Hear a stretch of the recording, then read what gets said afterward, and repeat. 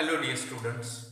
Today we are continuing ruling the country art lesson from history standard 8, and we are going to study how was indigo cultivated. After that, the problem with niche cultivation and indigo on the land of ruins. So these three topics we are going to cover today. Let us see the first point, that how was indigo cultivated. There were two main systems of indigo cultivation. See, when we go for the cultivation of indigo, there were two main systems for indigo cultivation, and the first one it was NIJ niche, and the second it was Ryuki. Okay, these two systems were there for cultivation of indigo. Within the system of niche cultivation, the planter produced indigo in lands that directly controlled. Means in this system, the land was directly controlled. Land was directly controlled. Okay. He either bought the land or rented it from zamindars and produced indigo by directly employing the hired labor. By it means directly they can have laborers to have cultivation in these systems. Now let us see something in detail about this system. Now the problem with niche cultivation. What was the problem with niche cultivation? Let us see. The planters have found it difficult to expand the area under niche cultivation. Indigo could be cultivated only on fertile lands. See, what kind of land? Only fertile land they required for the cultivation of indigo. Next, and these were all already densely populated. And what was the problem with the fertile land? They were densely populated. More population was there. Only small plots scattered over the landscape would acquire. Planters needed large areas in compact blocks to cultivate indigo in plantations. Where could they get such lands from? Now this was the problem. They attempt to lease in a land around the indigo factory. Then what they did, to lease in the land around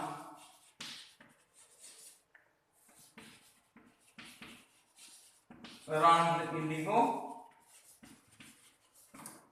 factory. Okay, and evict the peasants from the area. Evict means they expel peasants from that area, means area of that indigo factory. But this always led to conflicts and tension. And evacuation of these peasants, it was kind of tension, always conflict and tension. No, nor was labor easy to mobilize. Second thing, whatever the labor or manpower required for the cultivation of indigo, that was also not that much easy. A large plantation required a vast number of hands to operate. See, large number of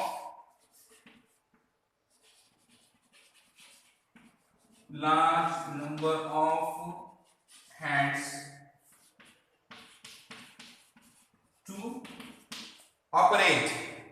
Okay, then and labor was needed precisely at a time when peasants usually busy with their rice cultivation. And another problem was that these labors they required when already peasants were busy with their rice cultivation. That time they need labor for indigo cultivation. Niche cultivation on a large scale also required many plough and bullocks. See, it required many ploughs and bullocks. Okay, 1 bighah of indigo cultivation required 2 ploughs. See, 1 bighah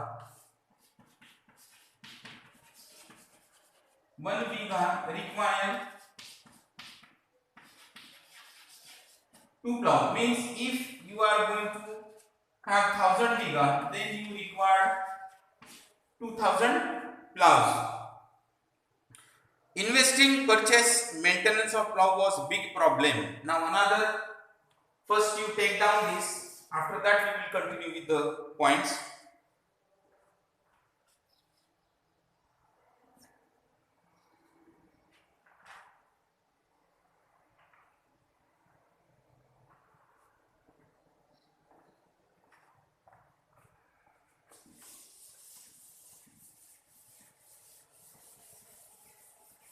See, what was the another problem? Purchase, then maintenance,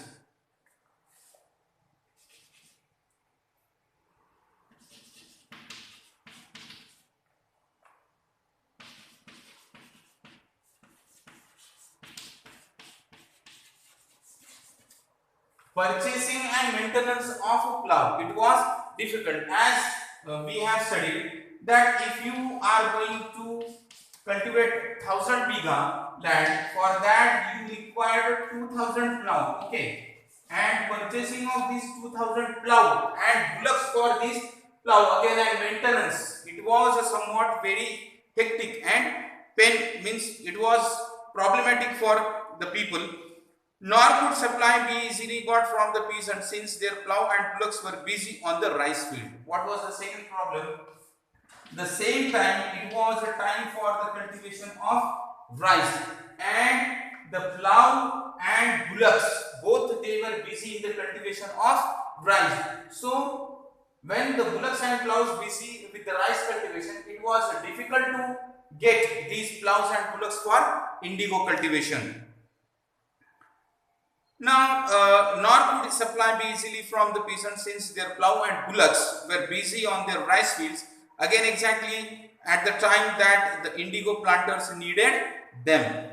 Till the late 19th century, planters were therefore reluctant to expand the area under niche cultivation. See, that was the problem. So, because of that, planters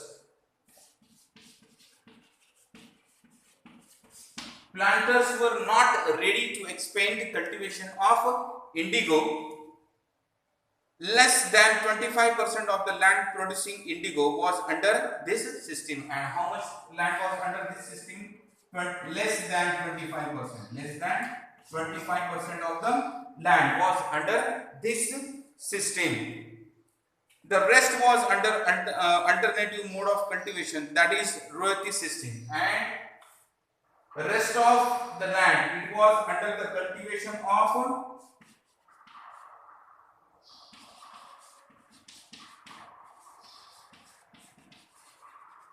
this royalty system. Take down the points.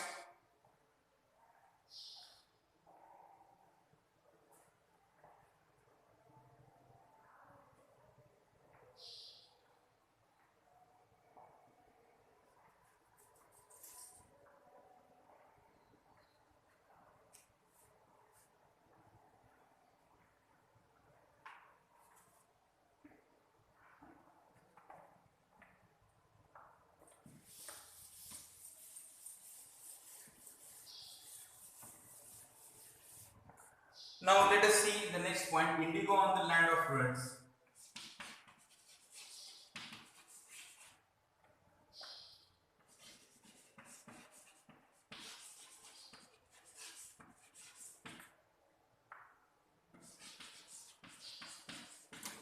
See, under the royalty system, the planters forced the Reds to sign a contract. See,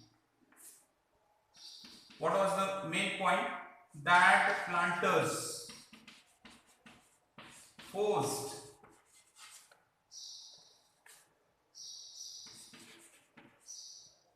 the royals to sign a contract,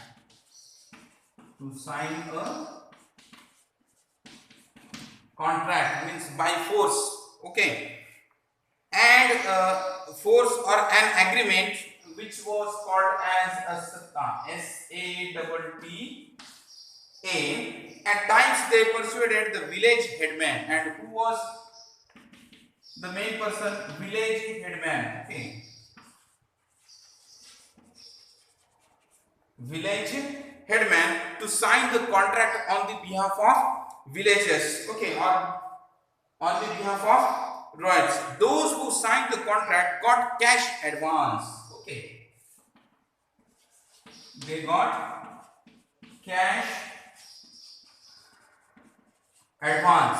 Okay, for cultivation from the planters to at low rate of interest to produce indigo. At low rate of interest, they got cash advance for the cultivation or for the production of indigo. But the loan committed the right to cultivating indigo on at least 25% of the area under his holding. That was the condition. Second, the planters provided the seed and the drill. See, they provided seed and drill. Okay. While the cultivators prepared the soil and sow the seed and look after the crop. See, what was the job of cultivator? See, cultivators, they have to prepare soil. They have to prepare soil. Second thing, sow seed, and look after the crop. Look after the crop. This was the role of a cultivator. They have to prepare soil, they have to sow seeds, and they have to look after the crop. Okay, and after that, when the crop was delivered to the planters after harvest, a new loan was given to the grower. The same seed after cultivation, whatever they got, again they have to, means when they hand over this crop to the planters, again they have to take new loan. First, you take down these points, and the last few points we will continue.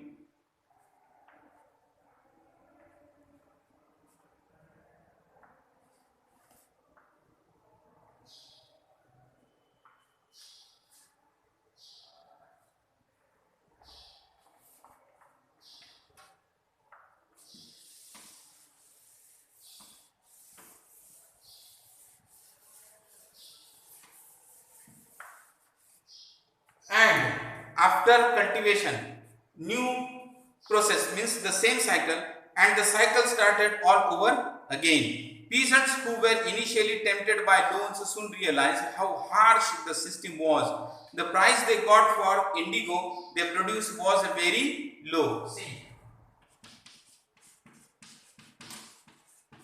price was very low. For what? The produced indigo by the cultivators. Okay, because planters, they only going to purchase from these cultivators. There were no other customers. There were other problems too. The planters usually insisted that indigo be cultivated on the best soil, in which peasants prefer to cultivate rice. Second thing, they forced to cultivate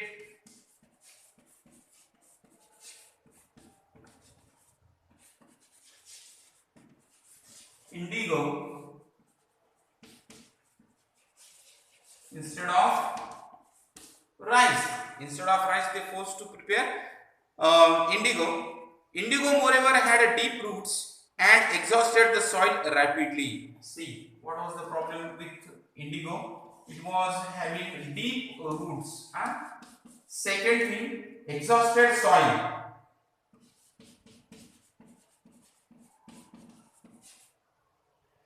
Exhausted the soil rapidly. After an indigo harvest, the land could not be sown with rice. And what was the problem? After indigo harvest, cannot take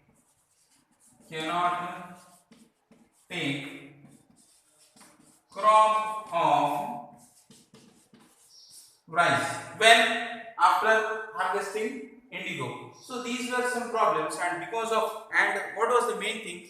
Rice is a food. Okay, rice used to fulfill appetite of people, and indigo, it was for the commercial business. So preference was given to the rice, where we need, and you just think in those days when maximum facilities were not available, that time preparation of your food or fulfilling your appetite, it was the first preference. So that's why cultivators refused indigo cultivation and problems started in India. So you take down points. Now the last point, the revolt of this indigo cultivators, we will see in the next video. Thank you very much.